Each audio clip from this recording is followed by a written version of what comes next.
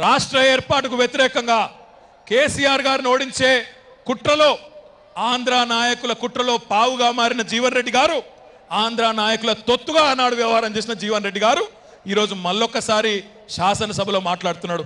జీవన్ రెడ్డి గారితో కేసీఆర్ గారికి ఉన్న పర్సనల్ రిలేషన్ అంటే వారి ఇద్దరికి మధ్యన ఉన్న గౌరవభావం కానీ ఇద్దరికి మధ్యన ఉన్న స్నేహం ఎట్లాంటిది అంటే వారి బంధం ఈ రోజు కాదు, వారిద్దరికి దాదాపు 4 దశాబ్దాలకు పైగా పరిచయము, స్నేహము, గౌరవము, పరస్పర గౌరవము ఎప్పటి నుంచో ఉంది.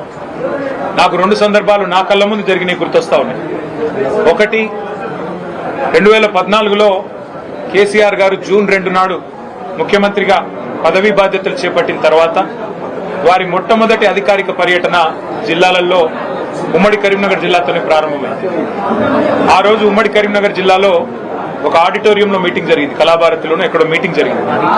వారు జిల్లా నుండి ప్రాతినిధ్యం వహిస్తున్న సీనియర్ నాయకుడు, ప్రతిపక్ష పార్టీకి సంబంధించిన శాసనసభ్యుడు. కానీ కేసీఆర్ గారు స్వయంగా ముందు జీవన్ రెడ్డి గారికి మైకునివ్వండి అని చెప్పి వారికి మైక్ అందిస్తే జీవన్ రెడ్డి గారు లేచి వారు స్ట్రైట్ గా అభినందనలు చెప్పి మరి పరస్పరం ఒక్కసారి మీరు ఇప్పుడు గవర్నమెంట్ లో ఉన్నారు, మీకు అభినందనలు చెబుతూ జగిత్యాల ప్రజల తరపున నేను ఒకటి మిమ్మల్ని అడగదలుచుకున్నా అని చెప్పి వారు చాలా చిన్నది ఒక బోర్నపల్లి అనే గ్రామానికి సంబంధించి ఒక బ్రిడ్జ్ కావాలా, వెంటనే నాకు శాంక్షన్ కావాలని ఒక మాట చిన్నగా అడిగినాను. మేమందరం చూస్తా ఉన్నాం, అప్పుడే మేము కొత్తగా మంత్రులైనాం, చూస్తా ఉన్నాం కేసీఆర్ గారు ఎట్లా స్పందిస్తారు, ఎట్లా రియాక్ట్ అవుతారు. సాధారణంగా దాటవేయొచ్చు, చెప్పొచ్చు చూస్తాను అని చెప్పొచ్చు, పరిశీలిస్తాను అని చెప్పొచ్చు. కానీ జీవన్ రెడ్డి గారి మీద ఉన్న గౌరవం, వారి మీద ఉన్న ప్రేమ ఎట్లాంటిదంటే క్షణంలోనే వెంటనే అక్కడే శాంక్షన్ చేసి 75 కోట్ల బ్రిడ్జ్ ని అక్కడికక్కడే కరీంనగర్ ఉమ్మడి జిల్లాలో ఇచ్చిన మొట్టమొదటి శాంక్షన్ కేసీఆర్ గారు ఆ రోజు జీవన్ రెడ్డి గారి కోరిక మేరకు, వారి విజ్ఞప్తి మేరకు ఇచ్చిన ఆ బ్రిడ్జ్. తర్వాత ఇంకో సందర్భం గుర్తొస్తా ఉంది నాకు.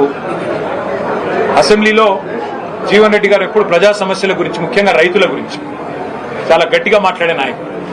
ఈ జిల్లాలో ముఖ్యంగా జగిత్యాల జిల్లాలో నిజాం షుగర్స్ అనేది ఒక చాలా ఇంపార్టెంట్ సబ్జెక్ట్ గా ఉండేది. అటు విద్యాసాగర్ రావు గారు, జీవన్ రెడ్డి గారు ఇద్దరు కూడా కొట్లాడేవారు గట్టిగా, మాకు ఖచ్చితంగా దీన్ని తెరిపించాల్సిందే. కేసీఆర్ గారు కూడా ఖచ్చితంగా షుగర్ ఫ్యాక్టరీ తెరిపించాల్సిందే, అందులో భేదాభిప్రాయం లేదు, మేము కూడా మాటిచ్చున్నాము.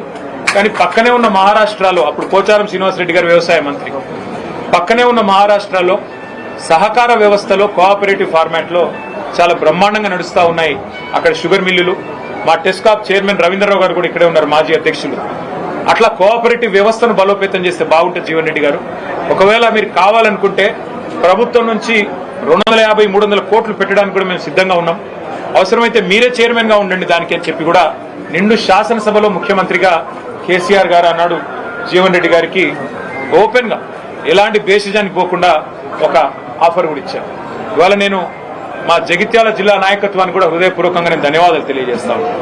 ఎందుకంటే ఇటు మా విద్యాసాగర్ రావు గారు జిల్లా పార్టీ ప్రెసిడెంట్ గారు కానీ, అట్లాగే ఎల్ రమణ గారు మాజీ మంత్రి గారు కానీ, మా చెల్లెలు మాజీ జిల్లా పరిషత్ చైర్పర్సన్ శ్రీమతి దావా వసంత గారు కానీ, వారందరూ కూడా జీవన్ రెడ్డి గారిని జగిత్యాలలో మనం ఆహ్వానించినట్టయితే, వారి ఇంటికి పోయి ఆహ్వానించినట్టయితే బాగుంటది అంటే వారు ఒక క్షణం కూడా సంకోచించకుండా వారు చెప్పిన మాట ఏమంటే, నాకు అన్న పార్టీ బలోపేతానికి, పార్టీ తిరిగి అధికారంలోకి రావడానికి, కేసీఆర్ గారు ముఖ్యమంత్రి కావడానికి తప్పకుండా మనందరం కృషి చేయాల్సిందే. అందులో భాగంగా జీవన్ రెడ్డి గారి చేరిక అనేది మనకు చాలా చాలా లాభం జరుగుతుంది. వారిని మీరు తప్పకుండా రండి, ఆహ్వానించండి, మేమందరం కూడా మీకు వెల్కమ్ చెప్తామని చెప్పి వాళ్ళు అన్ని సాధారణంగా ఏర్పాట్లు కూడా వారు చేశారు. వారికి కూడా నా అభినందనలు. వాళ్ళ రాష్ట్ర వ్యాప్తంగా ఉన్న రైతుల్లో ఒక ఆక్రోశం ఉంది, రాష్ట్ర వ్యాప్తంగా ఉన్న ప్రజల్లో ప్రతి వర్గంలో ఇవాళ ఒక ఆక్రోశం వ్యక్తమవుతా ఉంది. ఈ ప్రభుత్వం రేవంత్ రెడ్డి గారి నాయకత్వంలో గత 2.5 సంవత్సరాలుగా మరి ఏ రకంగా తన పరిపాలనా వైఫల్యాలను కప్పిపుచ్చుకోవడానికి ఎప్పటికప్పుడు ఏదో ఒక డైవర్షన్ టాక్టిక్ ఉపయోగిస్తూ ఏదో కాలం నెట్టుకొస్తున్నారు తప్ప ఇంతవరకు మాకు ఒరిగిందేమీ లేదు అనే భావన బలంగా ప్రజల్లో ఉంది. ముఖ్యంగా రైతుల్లో 3 సార్లు ఈ ప్రభుత్వం ఇప్పటికీ రైతు బంధు ఎగ్గొట్టింది. ఒకసారి కాదు, 2 సార్లు కాదు, 3 సార్లు విజయవంతంగా రైతు బంధు ఎగ్గొట్టారు. 3 సార్లు రైతు బంధు ఎగ్గొట్టడం అంటే ఒక్కొక్క దఫా వాళ్ళు చెప్పిన 9,000 కోట్లు లెక్కేసుకున్న 27,000 కోట్లు ఈ 2.5 సంవత్సరాల్లోనే ప్రభుత్వం 70 లక్షల మంది రైతులకు బాకీ పడ్డది.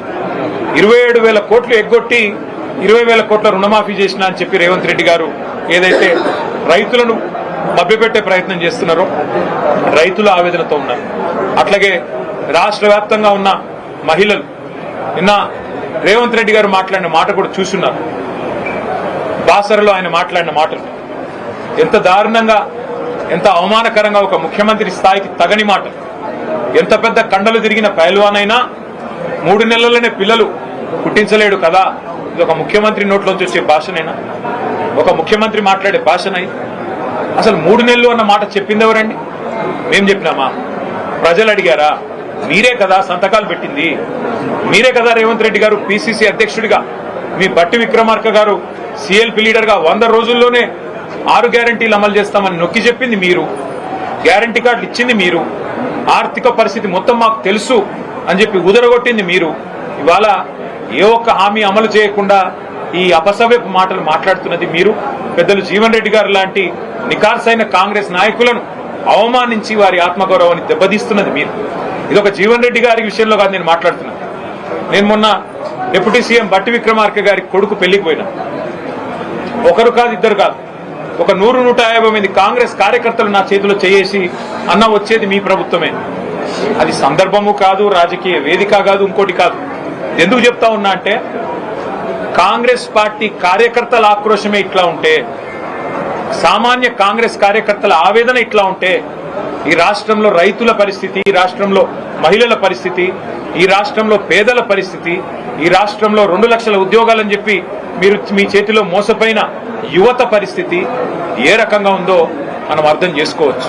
సరే, ఇవాళ రేవంత్ రెడ్డి గారు అధికార మత్తులో, అధికారం ఉందనే అహంకారంతో ఇష్టారీతిన మాట్లాడుతుండవచ్చు. పెద్దలను కూడా కేసీఆర్ గారు అయితేనేమి, మరి తెలంగాణ కోసం గట్టిగా, కాంగ్రెస్ పార్టీ కోసం గట్టిగా కొట్లాడిన పెద్దల్ని కూడా అవమానించే తీరులో మాట్లాడుతుండవచ్చు.